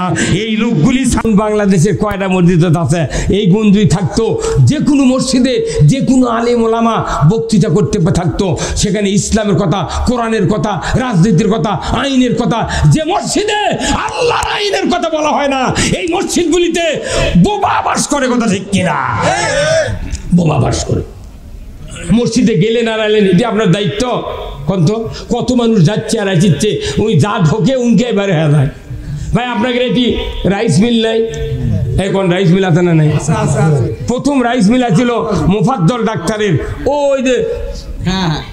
ওই যে একাব্বরের দোকানের ওইবার, মানে আরে পশু চিকিৎসার পূর্বে জাফরের বাড়ি আছে না, জাফরের বাড়ির সামনে ওটি আছিল ওই মোফাদ্দল ডাক্তারের, সিরাজ প্রিন্সিপালের বাপের হচ্ছে মিল আছিল। আর একটা আছিল ওই বুলু ভাইয়ের বাপের ইউসুফ হাদি সাহেবের। এগুলো মিলত আমি ঘুম ভাঙিছি ওই সেই ৭০-এর পর। কে জানে রে মুক্তিযোদ্ধার সার্টিফিকেটের এত দাম হবি? 23 জন মুক্তিযোদ্ধাকে আমি পানি খেলেছি না গ্রাম 7 গ্রামের মাঠের ওই গাছের তলে। আমার গ্রামে মিলিটারি গেছিল, তছনছ করে ফেলে দিয়েছিল, মিয়া মজুক তেরে তেরে নিয়ে গেছে। সেই 23 জন মুক্তিযোদ্ধাকে আমি 4 মুড়ি দিয়েছি, ফলে চিনত করে ধলত করে পানি দিয়েছি। তখন ইউএসএ টিউবওয়েল ছিল, বলে দিয়ে পানি দিয়েছি। কে জানে মুক্তিযোদ্ধার ইনকে কাম হবি সার্টিফিকেটে হাত দিয়ে দিকে লেগে থন উনি আমার বুড়ি বইয়ের চাকরি হলেন। আরে ৭০-এর পর জন্মিছে বাপ জন্মিছে ৭০-এর পরে, তারই বেটা মুক্তিযোদ্ধা হবে। কথা কন। ডক্টর ইউনূস বলছেন যারা ভুয়া মুক্তিযোদ্ধার সার্টিফিকেট দেয় চাকরি পাতো বেটা করে, ওই চাকরি আমরা নোট করে দেবো। আর যাই এতদিন ভাতা খাচ্ছে ওর ডবল ভাতা ফেরত দেওয়া লাগবে। তার কারণ তোমার উপর তো কুরবানি জায়েজ নাই, তুমি যে ইচ্ছা করে কিনিছো, তোমার তো ওয়াজিব নাই। তুমি যেহেতু কিনিছো সেই কুরবানি হেরে গেছে, মরে গেছে, তোমার দুটে দেওয়া লাগবে। কথা কয় না? কি এই দেশে যদি কোরআনের পার্লামেন্ট থাকতো, আজ থেকে 100 বছর আগে যদি কোরআনের আইনের কথা বলতে পারতো বয়তুল মুকাররমের ইমাম, আজকে বয়তুল মুকাররমের ইমামের পলায়া দেওয়া লাগতো না। ইমাম বলে গেছে 5,11,999টা ইমাম বাংলাদেশে থাকলো, আর একটা ইমাম বলে গেল। কারণ কি? উনি তেলবাজি করছে। আমি জয়পুরহাটে সভা গেছিলাম, জয়পুরহাটে একটা স্বপন এমপি আছিল। কি এমপি? স্বপন। ই আবার কত সংসদে হযরত শেখ হাসিনা। বাপরে মরুদি রে।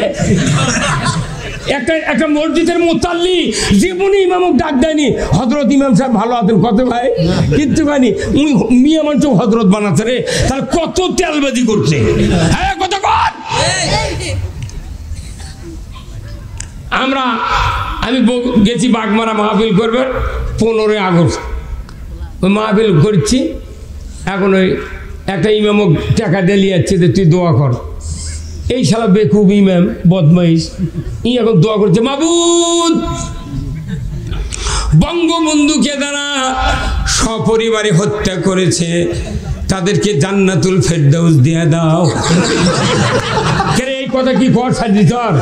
আমার মতন লোক থাকলে খুঁজে পড়তে নি তো কবার কোনো কি আর তুই কলু কি? হ্যাঁ কথা কর।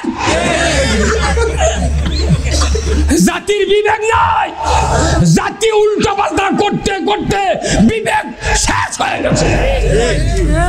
শিক্ষা প্রতিমন্ত্রী রৌমারি সিলমারি গাড়ি থেকে আমি রৌমারি সভা করে গেছি এই গত সরকারের সময়। আমি যাব না কি যে ওটি যা শুনি লোকেরা করছে, হুজুর সভা করবে চাচ্ছেন, এটকার কিছু শুনি যায় না, আমি কি শুনবো? তারপর করছে যে এটকার প্রতিমন্ত্রীর দোয়া করছে, আল্লাহ বঙ্গবন্ধুকে জাহান্নামের সর্বোচ্চ জায়গা স্থান দাও। এটা কি একটা কথা হচ্ছে? যে লোকটা দেশ স্বাধীন করলো তুই থাকি এটা করলো? হ্যাঁ কতক্ষণ হাসির খোরাক নয়। আবার এই সরকার বিদের 2.5-3 মাস আগে বলল এই প্রধানমন্ত্রী যে আপনারা আমার দলের লোকেরা আল্লাহ আল্লাহ আল্লাহ করে ডাকেন, আল্লাহ ডাকেন আর আল্লাহর কাছে দোয়া করেন আল্লাহ যেন এই বাংলাদেশ জালিম আর খুনির হাতের থেকে বাঁচায়। তখনই আমি আমিন করছি। আমাকে 4 আনার দোষ নাই, ওর কেড়ে দোয়া দেয়, ওর করে কাম করছে আল্লাহ। হ্যাঁ কতক্ষণ মুসলিম আমি, সৈনিক আমি, আমি চির রণবীর, আল্লাহকে ছাড়া কাউকে মানি না, নারাই তাকবীর। বীর মুসলমান ধরো আল কোরআন, ফিরায়া আনো সেই হারানো সম্মান। বীর মুসলমান নারাই তাকবীর, আল্লাহু আকবার, তোলা ধুনি ধরায়া রাখবার। বীর মুসলমান ধরো আল কোরআন, ফিরায়া আনো সেই হারানো সম্মান। বীর মুসলমান বীরের জাত আমরা, কোরআন বিজয় না থাকার কারণে শিখে ইন্দুর বিড়াল আমাকে মাথা লাগছে। কত আমি এই 16 বছরই বক্তৃতা করেছি, খালি নন্দীগ্রাম করবার দেয়নি, তারা দেশের কোনো জায়গা ফাটান ছাড়া ফিরে আসিনি। কি কথা কন? 14টা মামলা দেশে আমার ঘাড়ত, 32 লাখ টাকা ফুরে ঢাকার থেকে জামিন নিয়ে যাচ্ছি। তারপরে কিছু কিছু হুজুর আমাকে কয়, হুজুর জেল খাতা সুন্নত। তুই হুজুর হতে এত বড় সুন্নত ছাড়ে দেবো গা, চত মাই করে দিয়ে জেলের থেকে চরে চ কতক্ষণ আমাকে ডাউন গাছে জেলে দিয়ে যায়। আর কিছু কিছু লোক বগল বাজায়, হা হা এই যে নন্দীগ্রাম যে পোড়াও জ্বালাও হলো রে, জীবনে আসেনি। আমি সভা করে গেছি যাত্রায় পাই করা, হা হা এতগুলো না মামলা দিলু রে, তোরকে কি আনাও কি দুঃখ দরদ হয়নি? কতক্ষণ এতগুলো গরিব মানুষ মামলা দিচ্ছে, কোন ধনী মানুষ মামলা দেয়নি। ধনী মানুষ মামলা দেয় না। এই নন্দীগ্রামের রাজনীতি হলো গরিব মানুষ ক্যানভাস করে, গিঞ্জি ছিঁড়ে, পায়জামা ছিঁড়ে, লুঙ্গি ফাটা, পাস করার পর সকালে তা ওই নেতার কাছে গরিব মানুষ কয় সালাম আলাইকুম চাচা ভালো আছেন? তখন ওই নেতা কয় কে বা তুই? আর যে লোকটা গ্রামে উইও ভোট দেয়নি, আর 50টা ভোট দিবেন মানা করছে, ওরই বাড়িতে ওই নেতা দই খাচ্ছে। এই হলে নন্দীগ্রামের রাজনীতি। এই রাজনীতির মুখোশ আমরা বদলাতে চাই। এই নন্দীগ্রামের আদি বাসিন্দাকে আমরা মেয়র বানাবো, উপজেলার চেয়ারম্যান বানাবো। কতক্ষণ কিসের ভয়? এই নন্দীগ্রামের নেতৃত্ব প্রপারের লোক নাই, বাইরে থেকে এসে আলোকলতারা এই গাছের উপর ভর করে ওরা মাস্তানি দেয়। কিন্তু বাবলার গাছে তো আলোকলতা হয়, মালিক যদি গাছই কেটে ফেলে দেয় আলোকলতার দাম আছে। এই দেশে এই উপজেলা এত বড় দামি উপজেলা, বগুড়া জেলার মধ্যে সবচেয়ে রাজনৈতিক সচেতন থানা হলো নন্দীগ্রাম থানা। অথচ এই থানাগুলো আমরা কথা বলতে পারি না। আমরা কথা বক্তা হিসেবে কথা বললে কেউ কেউ কয় হুজুর আর রাজনীতি করে। মিয়া রাজনীতি ছাড়া সুদ বন্ধ হবে না, রাজনীতি ছাড়া নামাজ কায়েম হবে না, রাজনীতি ছাড়া চুরি বন্ধ হবে না, রাজনীতি ছাড়া জানা বন্ধ হবে না। তুমি কি দিয়ে রাজনীতি কি দিয়ে এগুলো বন্ধ করবে? ওই ঘরের মধ্যে তসবি ঠেলে তুরি বিটিক বার করে নিয়ে দেবি। আল্লাহ কোরআনে বলছেন জানার ধারে কাছে যায় না। আজকে বাংলাদেশে বলুন তো, জানা করার যত ফর্মুলা সব বাংলাদেশে চালু করা আছে, কথা ঠিক কিনা? জানা করার যত ফর্মুলা জিন্দিগিতে কেউ ধরতে পারবে না। ওভারস্টেট, ফেমিকন, কন্ডম, সুখী, এই কথাবান এই জিনিসগুলা বাজারত চালু করেছে। আর আমাকে রোগ করছে জানা করবে না। অত সহজ নয়। আমার আল্লাহ কোরআনে বলছেন জানা করে যদি বিবাহিত পুরুষ, বিবাহিতা নারী যদি জানা করে, আমার আল্লাহ কোরআনুল কারিমে বলেছেন তাদের পুরুষের কোমর মহিলার সিনা পর্যন্ত মাটির ভেতর গেড়ে দেয়া, আদলা পিকেট কিংবা পঞ্চগড়ের পাথর দেয়া, সাক্ষী প্রমাণে যদি দোষী হয়ে যায় তাকে কোমর পর্যন্ত গেড়ে দাও, মহিলার সিনা পর্যন্ত গেড়ে দাও, আদলা পিকেট পঞ্চগড়ের পাথর দেয়া না, মাথা হাড্ডি গুড্ডি মাটির সাথে মিশিয়ে দেওয়ার দৃশ্য যদি ডিশের লাইনে দেখানো হতো, আল্লাহর ইজ্জতের কসম, চেয়ারম্যান, ভাইস চেয়ারম্যান, শিক্ষক ম্যাডাম, ছাত্র ছাত্রী, যুবক যুবতী, নেতা নেত্রী, জানা করো তো দূরের কথা, তাদের মোবাইল খোঁজ করলে 6 মাসেও মিস কল ধরা পড়তো না। ঠিক ঠিক, হ্যাঁ ঠিক। প্রথম যখন নারী যাচ্ছে এই দেশত ভাইস চেয়ারম্যান আছে, তখন আমি বললাম যে বাবুর মেয়ে বল ভাইস চেয়ারম্যান, তা তো ভালোই। তো বলছি হুজুর জানে না যাতা ক্ষমতা লয় চেয়ারম্যানের পরই কথা বলে কেনা বাপুরে, চেয়ারম্যানের পরে তো বিশাল পদ, তো কি অপু ভাই। তখন দেখি দিন বছর 2 যাচ্ছি, দেখি যে ওই উত্তরমুখ থেকে চেয়ারম্যান ভাইস চেয়ারম্যান বার করলে চলে গেছে। ওরে বাপরে কি দামি পড়ছে।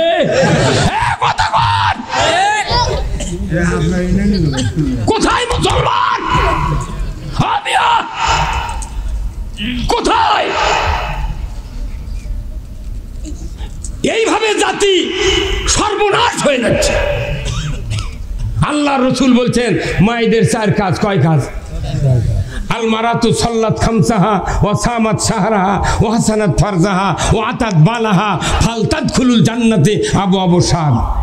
মায়েদের জন্য 4 কাজ: 5 ওয়াক্ত নামাজ, 1 মাস রমজানের রোজা, পর্দায় থাকা, স্বামীর খেদমত করা। কতক্ষণ? এই 4 কাজ করলে আল্লাহ নবী বলছেন 8টা জান্নাতের দরজা ফেরেশতা খুলে দিবি, ইচ্ছা মতো কোন দরজাতে যাবো যা। কে কথা? রসুল বলছেন। তাহলে আজকে মেয়ে মানুষের কতগুলা কাম। আরে রাস্তার মাটি কাটাতে শুরু করে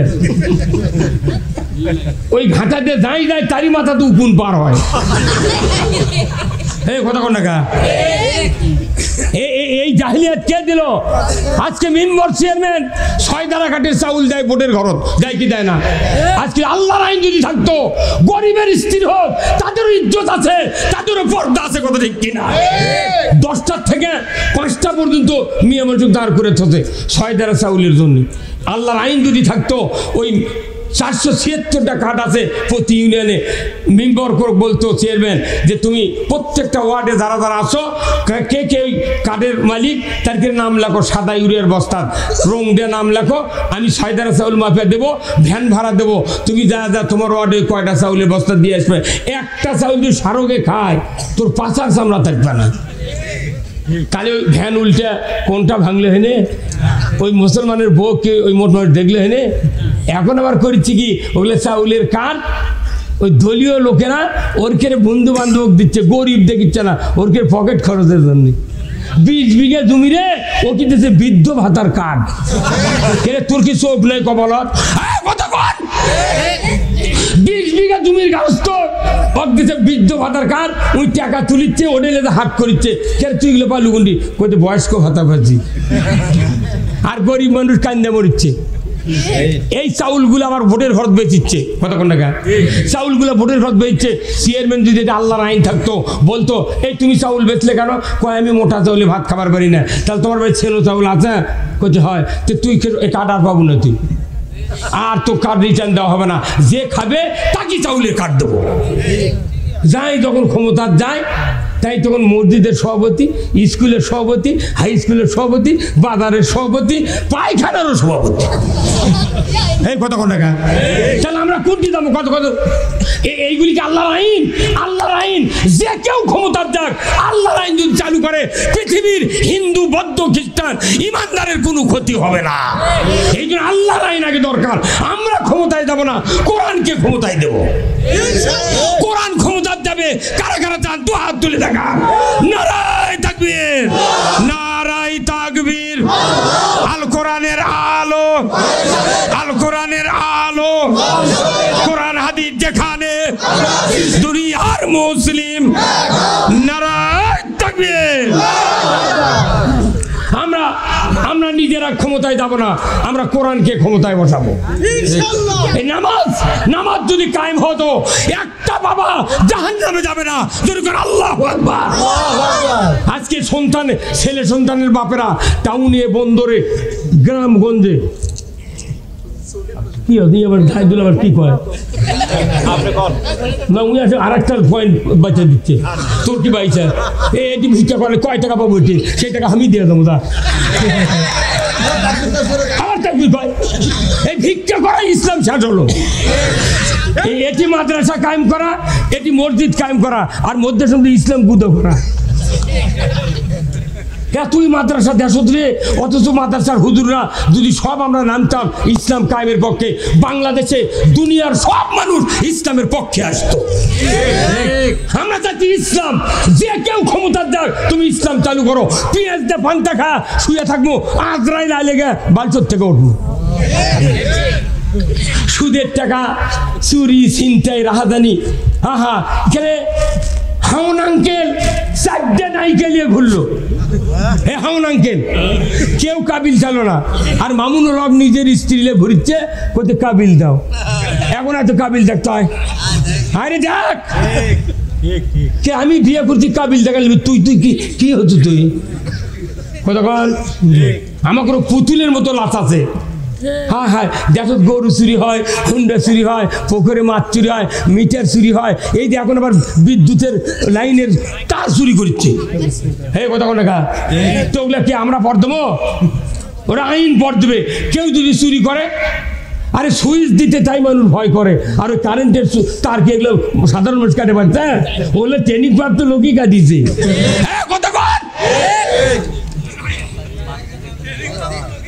মিটার চুরি করে কোরিয়ানের মিটার চুরি করে ধান আমান গামর হতে মিটার চুরি করে ফোন করে করছে এই নম্বরে ৮,০০০ দিলে মিটার পাবে কে এই বাংলাদেশে কি আমাকে আমরা কি এই দেশের মানুষ লয় ও খুঁজে বার করে ধরা লাগবে হ্যাঁ একটা নেতা কোন জনগণের পক্ষে কথা বলে না আমরা তখন কথা বলি তোর করে এগুলো এরা আবার রাজনীতি মারাচ্ছে এরা আবার ঘুম খাবি রে না আমরা ঘুম খাবো না আমরা ঘুম খাওয়া বন্ধ করবো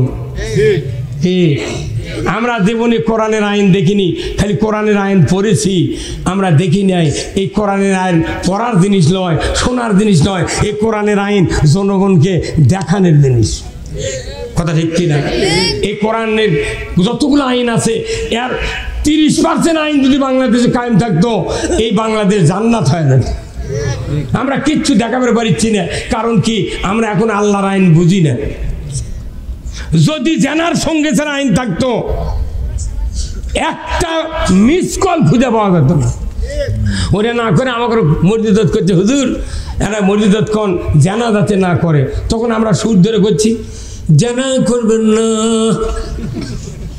জানাকার কোনো মরিদতি বসে থাকে আমরা জানার যে হাদিস আছে শাস্তির এটা তখন বলি কিছু কিছু যুবক কিছু কিছু মানুষ কাল্লা নিচমুখ করে বসে থাকে তখন আমার চিন্তা হয় মেম্বরের থেকে এই ব্যাটার এই কাম তুই জানার শাস্তি শুনে উমকা তাকাবো নিচমুখ তাকাবো কে বাঘের মধ্যে ইনকে তাকাবো ঠিক তুই লোককে নিচমুখ তাকাচ্ছে কথা কর আমরা যখন কই জানা করবে না তখন ওই মনে মনে কয় সুযোগ পালে হুজুরের বাড়িও ছাড়ব না কত হুজুরের বিটিক বার করে লেখাতে তাই নে হ্যাঁ কথা কন তাহলে এই দুনিয়ার পরিবেশ যদি শান্তি কায়েম করতে চান কোরআনের আইনের বিকল্প নাই যে কেউ ক্ষমতার যাক এইবার বাংলাদেশে বিএনপি 100 সিট দিল আর 12টা ইসলামী দল মিলে 200 সিট এই 3 গ্রুপ যদি এই নির্বাচনের মাধ্যমে এই দেশে ইসলাম কায়েম করে পয়লা বাড়ি বিএনপি তোরা ইসলাম দিয়ে চালা হ্যাঁ কথা কোনো আমরা লোক শুয়ে থাকবো ওরা 5 বছর চালালো আবার তুমি হচ্ছে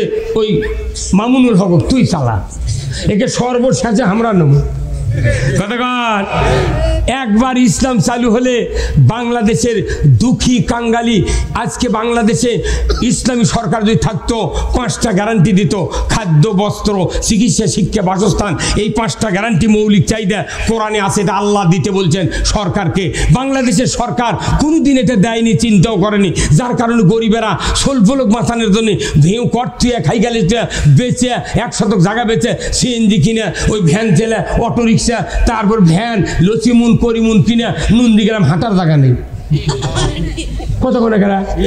আর সৌদি আরব হজ করবে যায় এই বাংলাদেশের হাজিরা 54 দিন থাকে, 54টা হুন্ডাও জগৎ পড়ে না, রিক্সা নাই, ভ্যান নাই, কিচ্ছু হুজুর কথা বল না। খালি বাংলাদেশের ভারতত এই দুর্নীতির কারণে জনগণের কোনো অধিকার আদায় হয় না, সেই জন্য জীবন বাঁচানোর জন্য ভ্যান চালার কয় 4 দিনে 4,500 তাও হাট করে সোলফোল বাঁচামো। রেলগেটে দান, নাটোরে দান, নন্দীগ্রামে দান, এত যানবাহন, সিমলা যানবাহনের সাথে হুন্ডা ঢুকান যায় না। মানে গরিবের তো খাওয়ার চিন্তা নেই, অথচ যতগুলো টাকা আরো গোছা ছিল আর বিদেশত পাঠালো, এই টাকা যদি বাংলাদেশত খালি গরিব দিত, আমার বাংলাদেশের গরিবেরা জান্নাতের পরিবেশে থাকতো। ওরা ওই বাইরে থেকে যায়, খালি ওরাই খালি ওর করে বেতন বাড়ায়। হ্যাঁ কথা কন না। আর বাপ মরে গেছে, 2 ভাই, একটা গাভী আছে, দুধ হয়, তো ভাই বড় ভাই চালাক করছে, ভাই সব যখন বাঁচাই লিলু তাহলে গরুটা বাঁচালে তো, তোর গরুলে বাঁচা, তোর কথা দে, তাহলে 5 চাকা আমাকে দে আর আগা চাকা তুইলি। আর ওই পাগলক কথা অবদক কথা, তুই যদি গরু না খিলেস, গরু বাজা গেলে দাম কোনো কম হবে। ওই সমানে ঘাস কাটে আর খিলে, বাবু ভাই খিলেতে এখন বিকেল করে ওই ডেলি দুধ ধুয়ে লেদা নান্দিগাঁও বেসে, আর ওই পাগল ঘাস কেটে খিলে মরে। তখন ওর বউ, প্রত্যেকটা অবোধ মানুষের স্বামী, অবোধ স্বামীদার, তার বউ কোনো চালাক আল্লাহ ফর্মুলা করে দিয়েছে। যত মূর্খ অবোধ মানুষ স্বামী, তার বউ কোনো চালাক। এই চালাক বউ করছে, তুমি পাগল, তুমি তো গরু ঘাস কেটে খিলাও, তোমার পাও পচে গেল, তুমি তো গরু বাটেলেছো, তো তুমি খিলাও ওই দুধ বেচে, তাহলে কি লাভ হলো? কোথায় আমি কি করবো? বড় ভাই কথা, গরু না খেলে গরু বাইতে দেবি।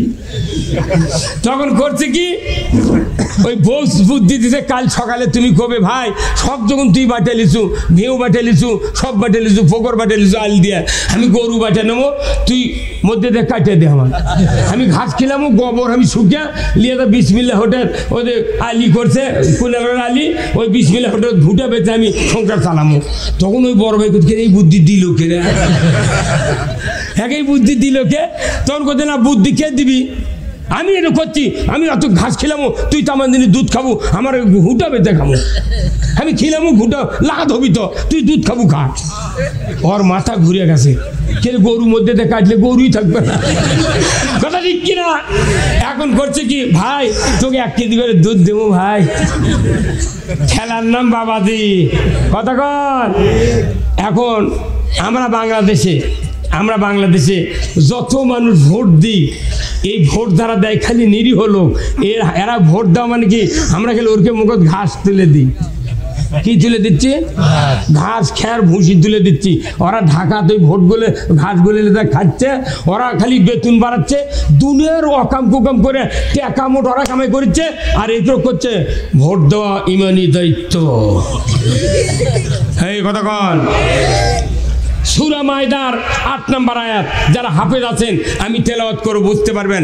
আল্লাহ কোরআনে বলছেন, ইয়া আইয়ুহাল্লাযীনা আমানু কুনু কাওয়ামিনা লিল্লাহি শুহাদা বিল কিস ওয়া লা ইয়াজরিমান্নাকুম শানানু কওমিন আলা আল্লা তাদিলু ইদিলু হুয়া আকরাবু লিত্তাকওয়া আত্তাকুল্লাহ ইন্নাল্লাহা খাবীরুম বিমা তা'মালুন।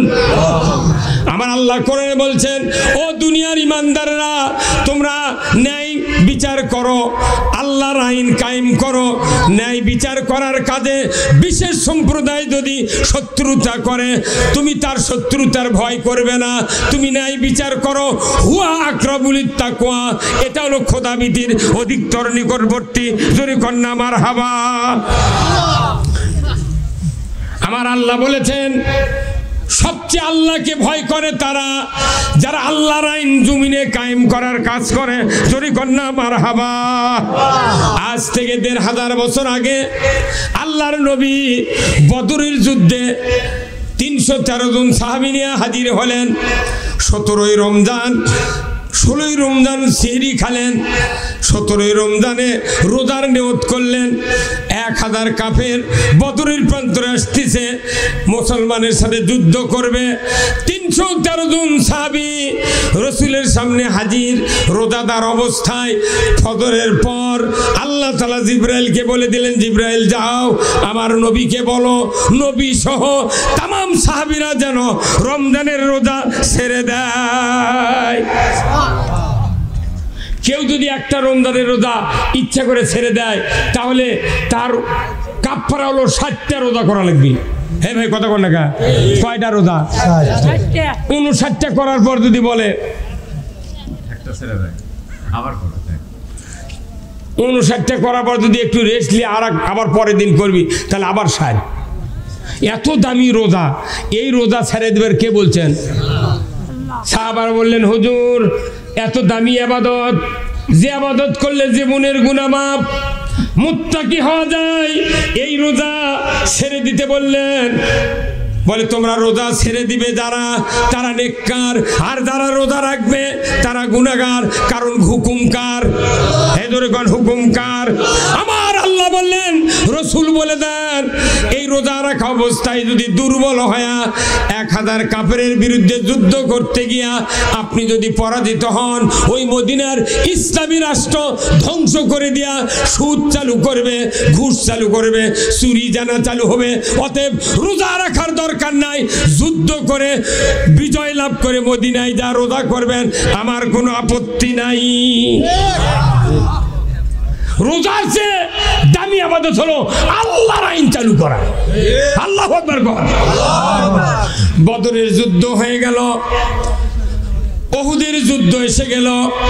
আল্লাহর নবী মদিনার আনসার মুহাজিরকে ডাকলেন, কোথায় আসো না দেখি।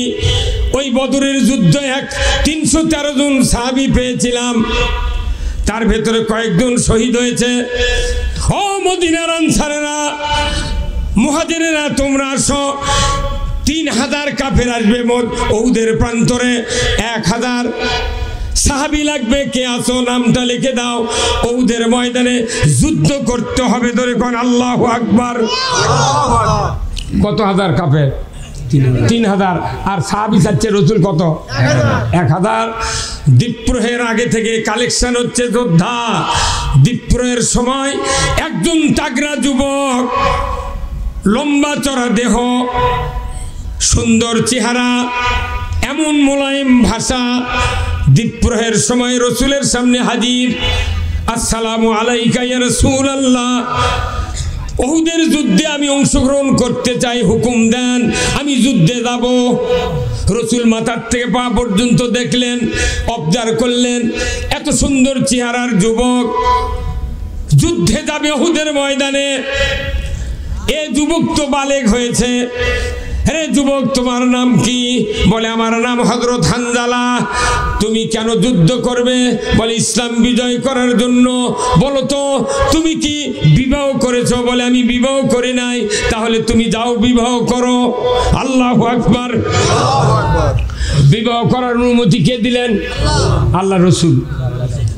রসুল যখন করলেন বিবাহ করো, তখন উনি বুঝতে পেরেছেন বিবাহ যদি করতাম আজকে আমাকে যুদ্ধের জন্য অনুমতি দিতেন। যেহেতু বিবাহ করি নাই, আমাকে অবশ্যই সূর্য ডোবার আগে অবশ্যই বিবাহ করতে হবে। ধরে কোন আল্লাহু আকবার। দৌড়ে যা বাপকে বলছেন, মাকে বলছেন, ভাইকে বলছেন, ভাই বেলা ডোবার আগে আমাকে বিয়ে দেওয়া লাগবে। নবীর হুকুম শুনে বিয়ে করবে যাচ্ছে।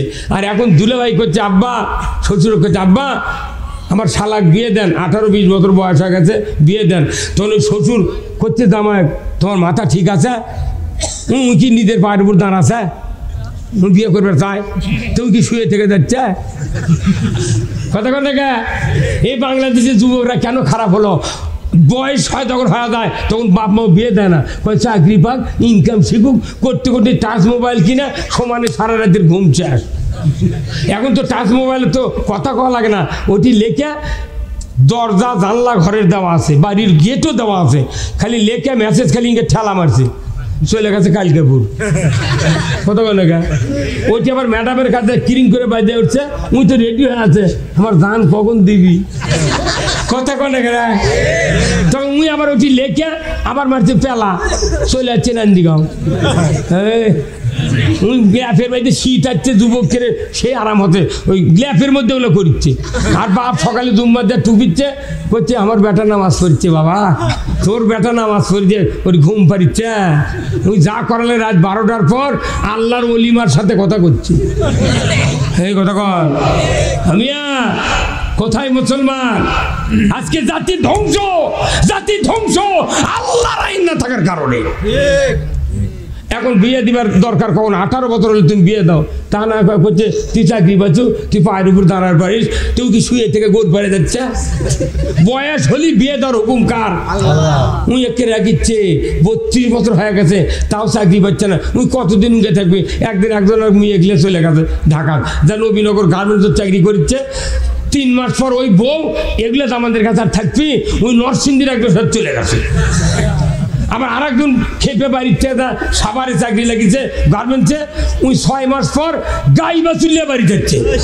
হ্যাঁ কথা কন, এগুলো দরবার আমাকে করা লাগে। কথা কন না হমিয়া দুঃখ আল্লাহর আইন ছাড়া এইগুলো অপকর্ম পৃথিবীর জমিন থেকে সরানো সম্ভব নয়।